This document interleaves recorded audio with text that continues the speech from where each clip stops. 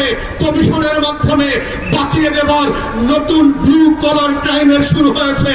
এই কমিশনকে দায়িত্ব খর্ব করে যেটা করা হয়েছে সেটাকে আমরা প্রত্যাখ্যান করছি এবং আমরা বলছি নতুন করে প্রজ্ঞাপন দিয়ে তার টার্মস অফ রেফারেন্সকে রিভাইজ করতে হবে এবং গণ তদন্ত কমিশনের ফর্মে নিয়ে আসতে হবে।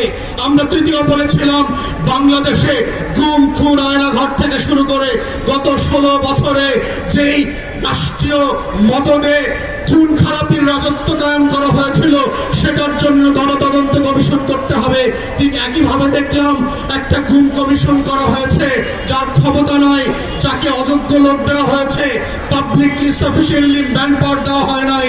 গণতদন্তের যে ফর্ম আমরা বলেছি, যে কাঠামো প্রস্তাব করেছিলাম সেই কাঠামো পর্যন্ত দেওয়া হয় নাই। ঠিক একইভাবে প্রধান উপদেষ্টাকে আমরা বলেছিলাম জুলাই আগস্টের গণ অভ্যুত্থানকে ঘিরে একটা গণতদন্ত কমিশন করেন।